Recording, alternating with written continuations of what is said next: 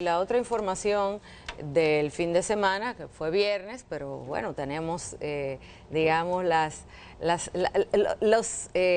¿cómo se llama? La prolongación de los efectos del discurso presidencial, Bueno, de sí, rendición además, de estamos hablando de un cuentas. discurso presidencial récord de 86 páginas y 2 horas con 44 minutos, así que eso da para mucho que hablar, Sí, evidentemente, porque el presidente correctamente. hizo una narración bastante extensa de lo que él considera logros, por un lado, una serie de obras, una lista larguísima de obras que fue narrando, inclusive algunos datos de salud, por ejemplo, dice que no se registraron ninguna muerte por dengue el año pasado, hay quienes han estado ya cuestionando los datos, y por otra parte presentó a lo largo de su discurso una por una cada una de las provincias, las 32, citó las 32 provincias, obras que de acuerdo con este informe han realizado en cada una de esas provincias. Y por el otro lado, que no se podía quedar fuera el tema de SENASA. Dijo que en el caso de SENASA los implicados deberán devolver hasta el último peso robado. El presidente fue bastante enfático con relación al tema de la corrupción. Creo que ahí tuvo una buena alza en cuanto al atractivo y de los aplausos de los presentes y hasta de los propios televidentes que estuvimos viendo el discurso cuando habló de la corrupción. Sin embargo, muchos aplausos, muchas ovaciones.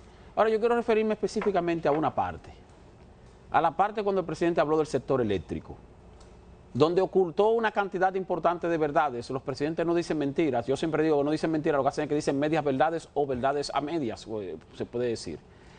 Cuando habló del sector eléctrico, no sé quién puso al presidente de la República a decir que el año pasado entraron aquí 1.138 megavatios nuevos. No sé.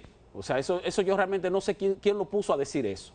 Pero aparte de eso, no sé si ustedes se fijaron, que tampoco hizo referencia, obviamente, y tal vez no era para el momento, pero tal vez pudo haber dicho o hacer algún tipo de anuncio en referencia a que las pérdidas de las distribuidoras continúan aumentando. El año pasado promediaron un 38% las pérdidas de las 3 empresas distribuidoras. El año pasado hubo que darle 105.800 millones de pesos a ese sector para poder cubrir en subsidio el déficit de las empresas distribuidoras. Quiere decir que no ha habido avance en ese sentido. Pero cuando el presidente dijo que la capacidad de generación del país pasó de 4.000 megavatios en 2019-2020 a más de 7.000 megavatios en los últimos 5 años, bueno, la reacción de los legisladores que estaban ahí presentes y de todos los invitados fue una reacción que era la que, bueno, la de esperarse. Fue el único momento donde no hubo ni un aplauso. Ni un aplauso. Cuando el presidente habló del sector eléctrico, nadie aplaudió. Porque como que nadie quiso creerse lo poquito que se dijo positivo del sector eléctrico.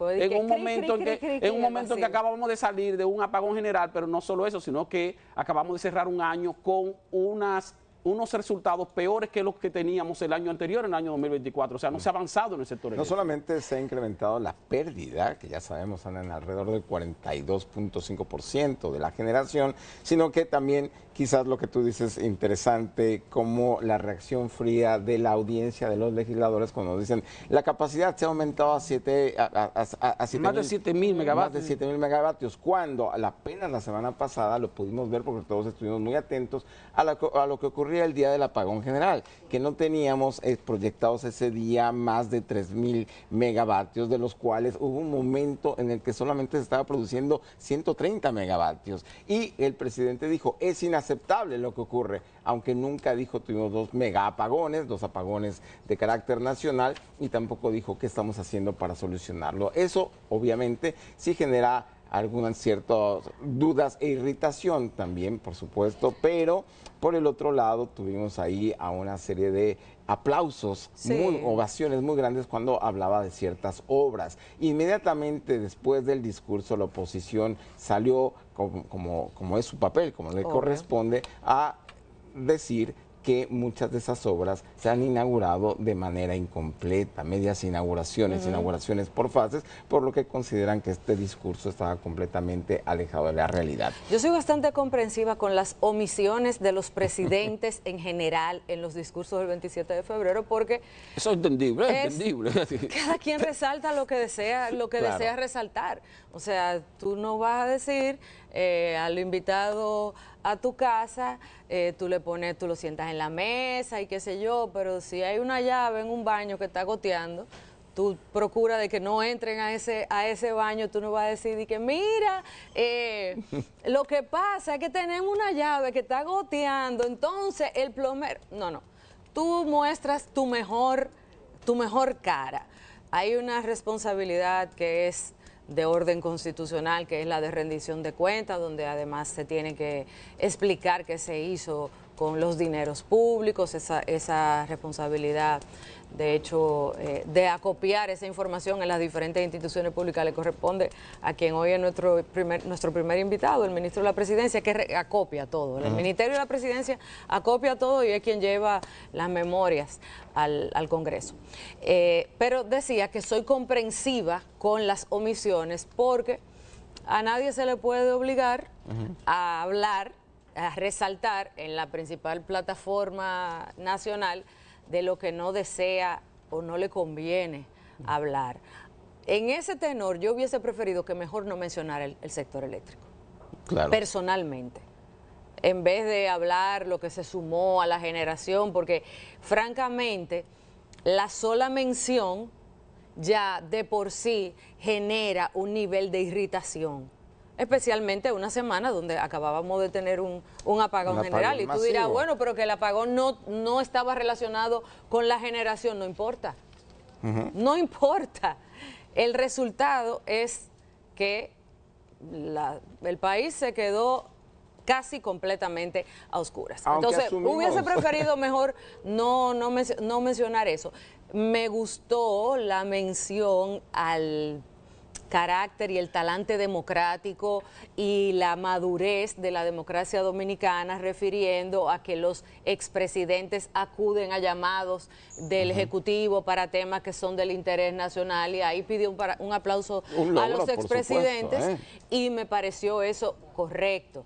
Creo que fue de las cosas que ahora, más me gustó. Otro de los anuncios de la jornada fue del que, por alguna extraña razón, la semana pasada, el lunes, la habían convocado originalmente a la prensa, Palacio Nacional, para la firma de este contrato o acuerdo para que una compañía estadounidense comience la instalación aquí en el país de una plataforma de lanzamiento de cohetes, es decir, de un puerto espacial. Y el presidente, aunque se canceló la semana pasada esa rueda de prensa y la firma de ese contrato públicamente, dijo que sí, que está vigente ese acuerdo, y a más tardar en mayo del 2028, él asegura que desde aquí de Pedernales, desde el país, se lanzará un satélite, será el primer satélite lanzado desde territorio dominicano. Vamos, aunque seguramente todo el mundo vio el discurso, para aquellos que no lo vieron, vamos a ver un poco de lo que dijo el presidente y lo que dijo la oposición, lo que dijeron los partidos políticos.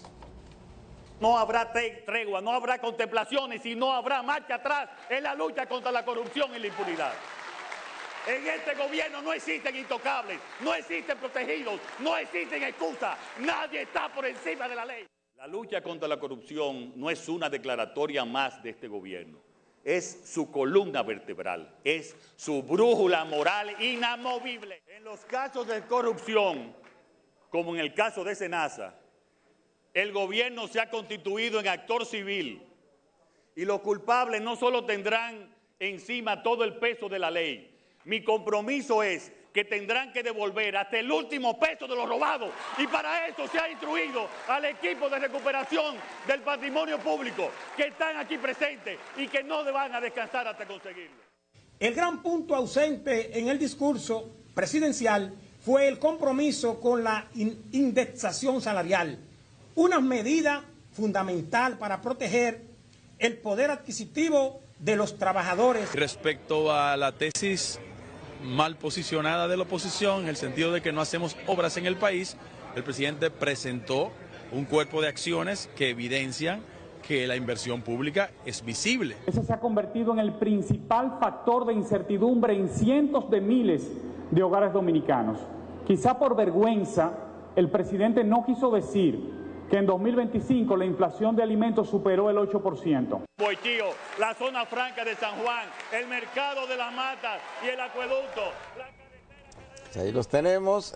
Obviamente, durante esta semana, a lo largo de esta semana, los partidos de oposición harán un recuento y responderán uno por uno cada uno de los puntos. Y lo mismo la iniciativa privada. Los empresarios ya nos anunciaron que querían leer el documento con detenimiento para poder tener un punto de vista más concreto. Así es. Bueno, entonces nos vamos a una pausa y volvemos con nuestra primera entrevista de este día.